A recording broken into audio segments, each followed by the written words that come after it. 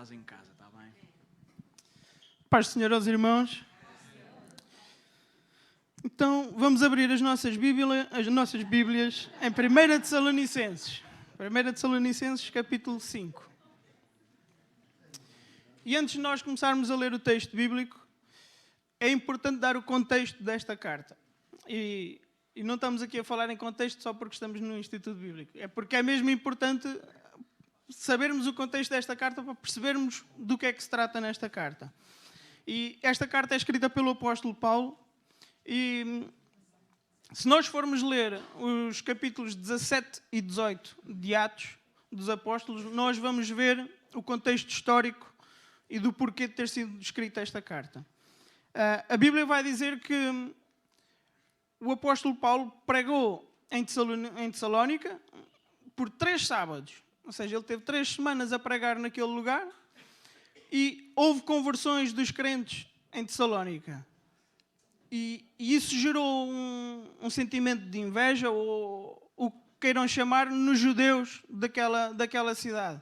O que fez com que eles expulsassem Paulo, Silas e Timóteo daquela cidade. Paulo vai até Bereia, onde continua a pregar a palavra do Senhor. E os judeus que estavam em Tessalónica ouvem dizer que Paulo está em Bereia, vão até Bereia e expulsam-nos novamente da cidade. Paulo vai até Atenas e de Atenas para Corinto. E a maior parte dos teólogos, ou todos os teólogos, acreditam que Paulo escreveu estas 2 cartas aos Tessalonicenses na cidade de Corinto. E Paulo, porque só teve 3 semanas com aqueles crentes, e como ele era tão zeloso no seu trabalho, ele tinha uma preocupação com os crentes que ficaram em Tessalónica. E por isso ele envia Timóteo até eles para perceber como é que estava a fé deles e para lhe trazer notícias para que ele ficasse mais tranquilo em relação aos crentes. E depois de Timóteo chegar ao pé dele e trazer-lhe notícias, e as notícias eram boas, porque os crentes em Tessalónica, para além de estarem firmes na fé, apesar da perseguição que existia e da opressão que existia por parte dos judeus, Paulo, na sua carta, ainda vai dizer que aqueles crentes em Tessalónica ainda serviam de exemplo para as cidades vizinhas. Ou seja, eles ainda eram um exemplo para os outros. Para além de eles estarem firmes na fé, apesar da opressão e apesar da perseguição, eles continuavam firmes na fé. E então o apóstolo Paulo vai escrever esta primeira carta aos Tessalonicenses com o intuito de lhe escrever aquilo que ele queria dizer pessoalmente, mas que não era possível para ele naquele momento estar com eles. E é este o contexto, mais ou menos, da carta. Os crentes em Tessalónica estavam a ser perseguidos. E então, vamos ler em 1 Tessalonicenses 5, do versículo 12 até ao 24. E eu vou pedir a alguém que possa ler. Está aqui o Meibado em peso, ou alguém? Pronto.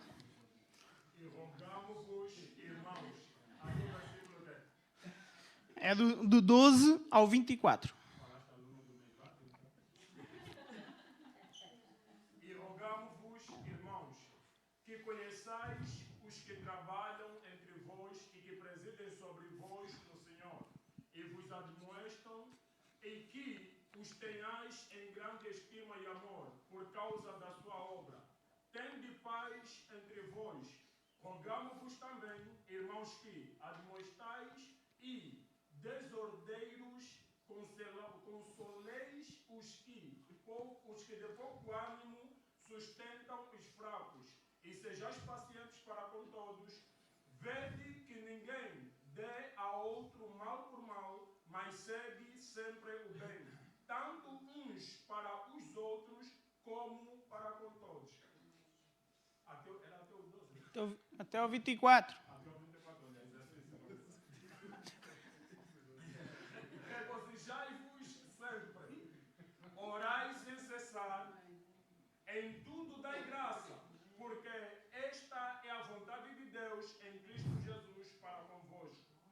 Não extingais o espírito, não desprezeis as profecias.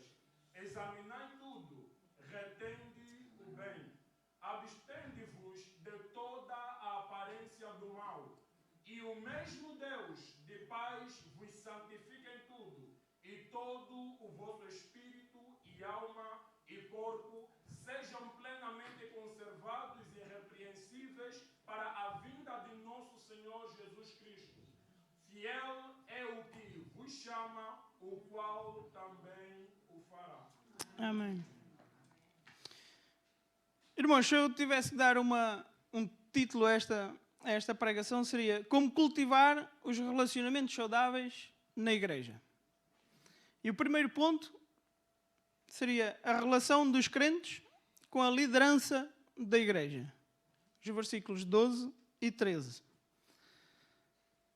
Irmãos, pedimos a vocês que respeitem aqueles que trabalham entre vocês. Isto é, aqueles que foram escolhidos pelo Senhor para guiá-los e ensiná-los. Tratem essas pessoas com o maior respeito e amor por causa do trabalho que fazem. E vivam em paz uns com os outros. Então, Paulo aqui ensina-nos a importância de reconhecer e apoiar os nossos líderes espirituais. Não simplesmente porque eles estão acima de nós hierarquicamente, mas por aquilo que eles fazem, pelo trabalho que eles têm. E o apóstolo Paulo enfatiza aqui três aspectos. O esforço que eles têm no seu trabalho. Paulo ressalta que os líderes dedicam-se com zelo e empenho e procuram atender às necessidades dos crentes. Os líderes não deveriam ser caçadores de glória própria ou de exaltação própria.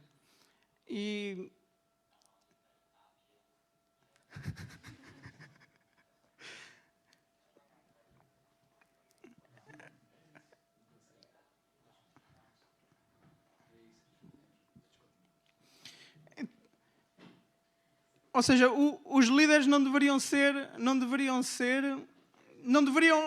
querer a glória para eles próprios. Eles deveriam ter a liderança, que é o segundo aspecto, a liderança no Senhor. Ou seja, eles foram escolhidos pelo Senhor para estar à frente da igreja. Então, eles têm que ter também um meio termo entre a autoridade que têm e o guiar os crentes. Entre o dar com a vara, mas também encaminhar e aconselhar, encorajar. Tem que haver um meio termo. Se pendermos só para um lado, vai ser só chicotada. E se pendermos para o outro, é só paninhos quentes. E não temos que ter um meio termo na nossa liderança. E lá está, a função dos líderes inclui admoestar e encorajar os membros a crescerem na fé. O conselho é um aspecto essencial do crescimento espiritual. Ajuda a remover barreiras que nos impedem de avançar. E o apóstolo Paulo exorta-nos a manter a nossa liderança no mais alto nível de respeito e de consideração. E nós temos aqui muitos alunos aqui do Meibado. Muito provavelmente a maioria deles vão ser futuros obreiros. E aqui o apóstolo Paulo está a falar mais dos crentes para com a liderança, mas depois também podemos fazer o sentido inverso, que é a liderança para com os crentes.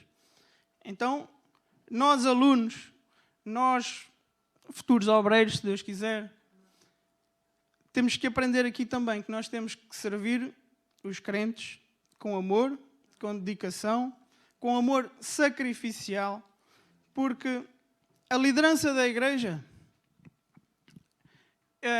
os pastores, eles têm a sua vida, têm as suas provações, têm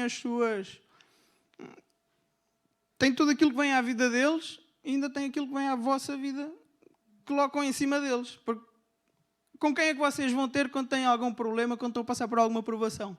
É pelos pastores. E eles levam o peso da vida deles e da vossa vida, da nossa vida.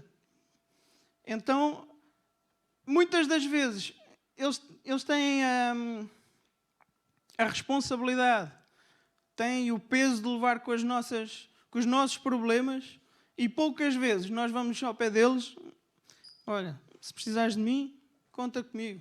Ou vamos lá e damos-lhes força, damos-lhe uma palavra de ânimo, de encorajamento.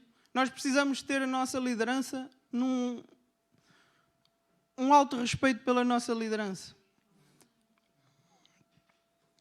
Porque a liderança espiritual é uma grande responsabilidade.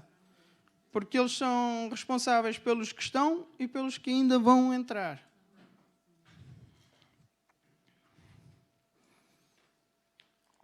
E o segundo ponto é a relação dos crentes entre si, que é o versículo 14,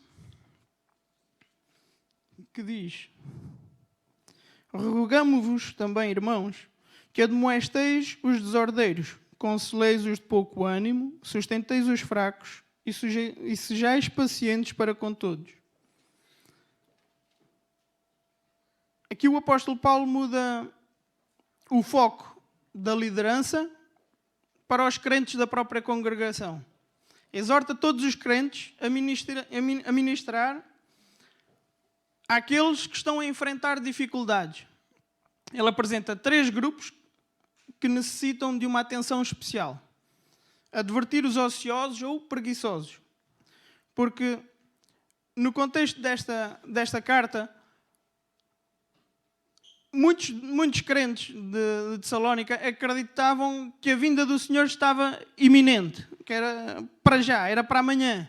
Então, se era para amanhã, então não vamos trabalhar, vamos esperar que o Senhor venha. E estava a existir esse tipo de comportamento da parte dos crentes. E eles estavam a ser um peso para a igreja.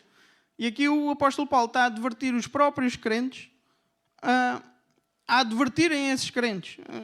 E naquela... A verdade é que o apóstolo Paulo, ao dizer-nos que devemos advertir essas pessoas que estão a desviar-se do caminho que deveriam seguir, ele também escreve aos Romanos. No capítulo 15, versículo 14, diz: e certo estou, meus irmãos, sim, eu mesmo, a vosso respeito, de que estáis possuídos de bondade, cheios de todo o conhecimento, aptos para vos admoestardes uns aos outros. Em Tito, no capítulo 2, ele também vai dizer que os mais velhos têm o dever de ensinar os mais novos. Então, os membros mais velhos têm o dever de ensinar os mais novos no caminho que devem de andar, no caminho correto. O segundo ponto é confortar os de pouco ânimo. Ele instrui os crentes a consolar aqueles de pequena alma. São aqueles que estão desanimados, porque os irmãos entendem que eles estavam a ser perseguidos, estavam a ser oprimidos. E haviam crentes que não poderiam estar mais perto de recuar na fé. Então, aqui o que o apóstolo Paulo está a dizer é que devem de encorajá-los, devem de animá-los. E trazendo isso para os nossos dias de hoje, se nós formos a ver, o que é isso de encorajar um pequena fé? Está a haver um evento na nossa igreja, há um irmão ao teu lado que não está assim tão animado para ir, vamos encorajar, porque vai ser bom para esse irmão, vai edificar a igreja, porque um membro faz parte do corpo e vai fazer falta no corpo. E aqui diz também para auxiliar os fracos.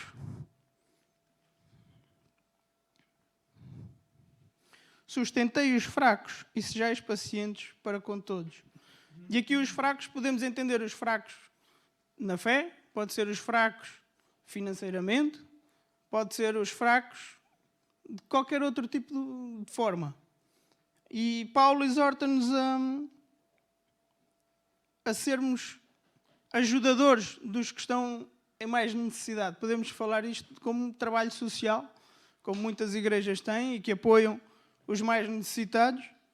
E a minha mulher não gosta desta analogia, mas eu já a fiz, que é a analogia do puré de batata.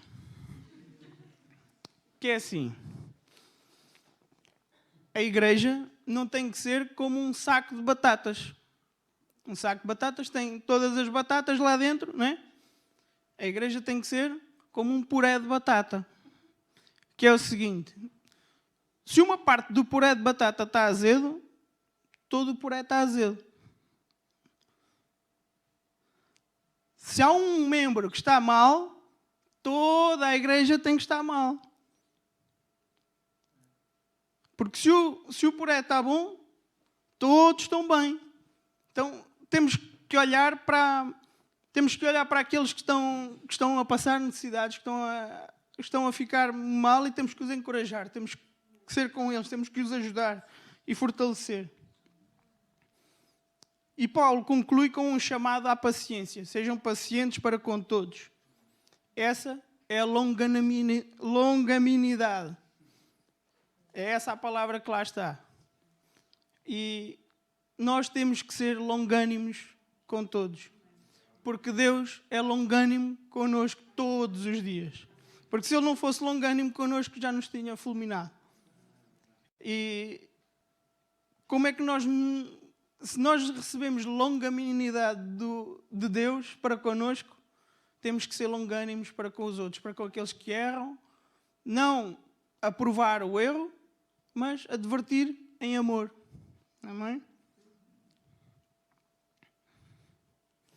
Versículo 15. Tomem cuidado para que ninguém pague o mal com o mal. Pelo contrário, procurem em todas as ocasiões fazer o bem uns aos outros e também aos que não são irmãos na fé.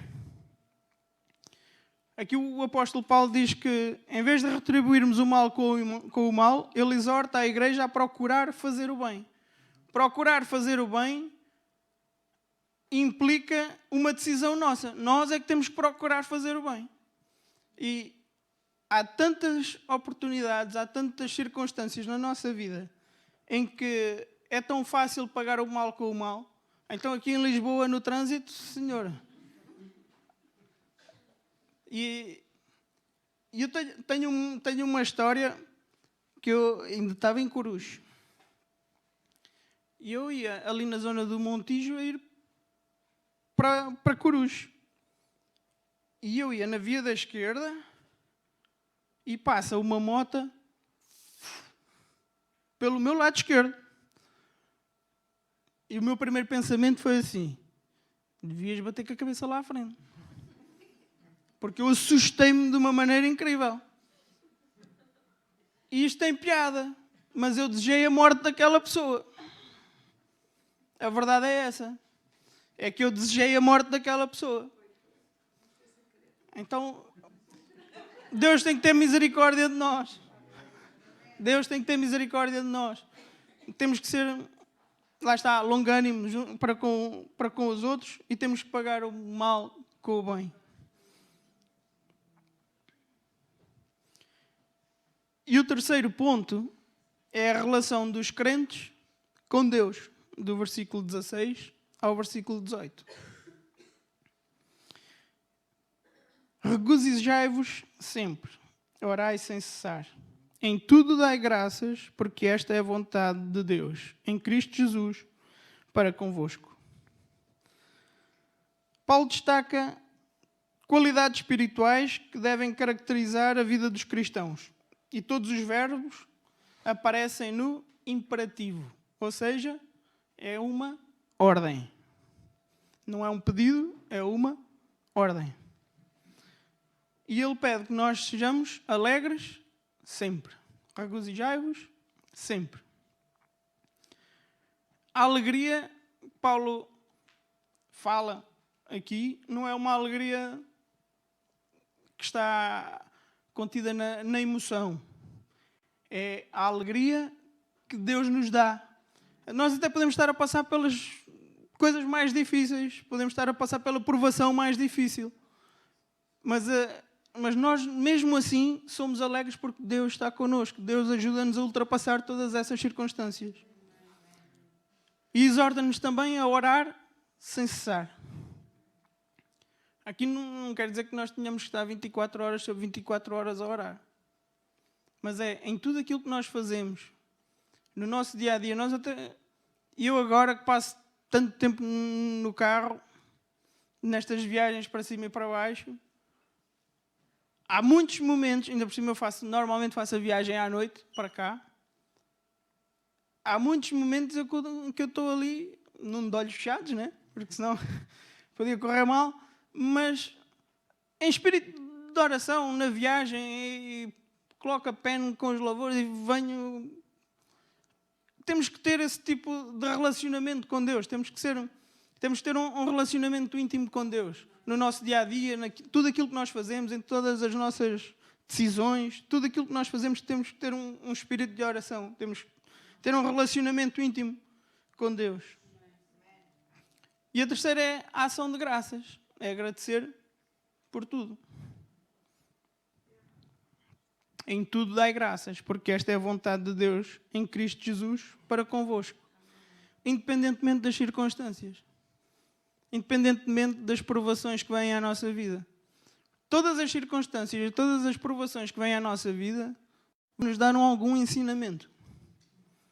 E eu costumo fazer a analogia da mochila nesta parte, porque todas as circunstâncias que vêm à nossa vida, tudo aquilo que vai nos trazer um aprendizado.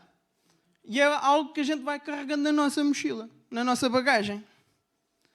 E um dia mais tarde, vai chegar alguém ao nosso lado que nós ouvimos essa pessoa a falar sobre isto ou sobre aquilo e nós já passámos por isso lá atrás.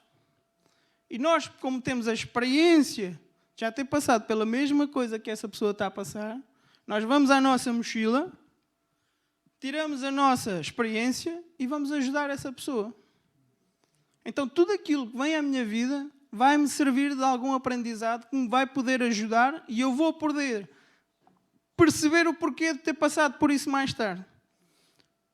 Então, em todas as circunstâncias, em tudo aquilo que nós fazemos, nós devemos dar graças a Deus por tudo. O quarto ponto que eu tenho é a relação dos crentes com os dons espirituais. Que é dos versículos 19 ao 22. Não extingais o espírito, não desprezeis as profecias. Examinai tudo, retendo o bem. Abstendo-vos de toda a aparência do mal. Não extingais o espírito. Irmãos, nesta altura, em Tessalónica, havia muitos imitadores de profetas. Havia muitas imitações de profecia. E quando Paulo diz não extingais o espírito, é aqueles que realmente eram impelidos pelo Espírito Santo de dar profecia, não se acanharem por causa dos outros. E isso deixar com que o Espírito Santo não agisse dentro da igreja. E depois diz, não desprezeis as profecias, examinai tudo e retendo bem. Ou seja, ouve aquilo que estão a dizer, examina, se bate certo com as Escrituras, ok, é bom, retém. Se não tem nada a ver com aquilo que está nas Escrituras, então coloca de lado, não presta. E abstendo-vos de toda a aparência do mal.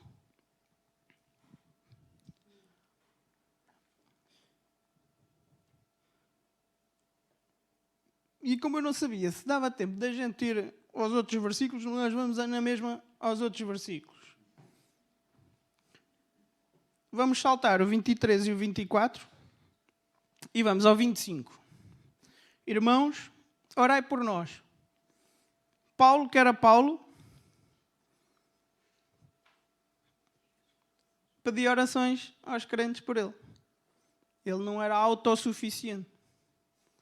Então devemos de orar uns pelos outros. Saudai a todos os irmãos com ósculo santo. Aqui o ósculo santo era um beijo, mas isto pode variar de cultura para cultura.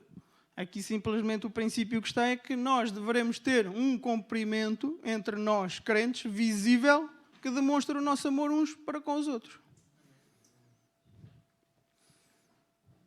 E pelo Senhor vos conjuro que esta epístola seja lida a todos os santos irmãos. Ou seja, o apóstolo Paulo queria, porque não havia forma de copiar tantas cartas para que vá passando de mão em mão, ele queria que esta carta fosse lida a todos os crentes, queria que todos os crentes ouvissem estas palavras.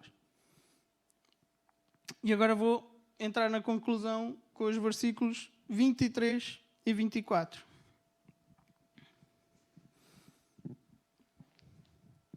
E o mesmo Deus de paz vos santifique em tudo, e todo o vosso espírito e alma e corpo sejam plenamente conservados e irrepreensíveis para a vinda do nosso Senhor Jesus Cristo. Fiel é o que vos chama, o qual também o fará. E, irmãos, estas duas cartas do apóstolo Paulo aos Tessalonicenses, pelo menos por aquilo que eu li, há vários teólogos que quase que descartam um bocado estas cartas, porque não, talvez porque não sejam tão teológicas como Romanos, como Coríntios, eles colocam um pouco mais à parte. Mas a verdade é que estas cartas aos Tessalonicenses têm muitos ensinamentos, têm muitos princípios que nós podemos retirar daqui, muita teologia que nós podemos retirar daqui. E a verdade é que estes 2 versículos, e o mesmo Deus da paz vos santifica em tudo, em todo o vosso espírito, alma e corpo, sejam plenamente conservados e irrepreensíveis para a vinda do nosso Senhor Jesus Cristo. Fiel é o que vos chama, o qual também o fará. Então é esta a esperança que nós temos que ter. É que o Deus da paz, aquele que nos dá a paz, aquele que é fiel, aquele que nos chama, é aquele que também acabará a boa obra. Porque a santidade é um estado.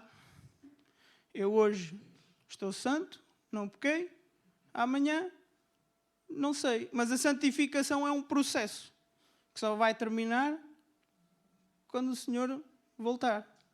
Então, nós devemos nos agarrar a estes versículos, que isto é a nossa esperança, é a graça de Deus sobre nós, porque fiel é o que vos chama, o qual também o fará. É Ele que vai fazer, é Ele que vai operar. Nós só temos que nos colocar nas mãos dEle. É Ele que vai fazer.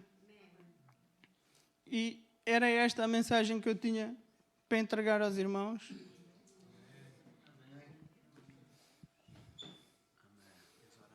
Posso? Senhor nosso Deus e nosso Pai, te agradecemos, Senhor, mais um dia de vida, Senhor, nos tens concedido, Paizinho. Te agradecemos, Senhor, por esta porta aberta, Senhor, por este lugar, Senhor, nós podemos cultuar o Teu nome, Senhor, e pregar a Tua palavra, Senhor, de forma livre, Senhor. Te agradecemos, Senhor, porque nós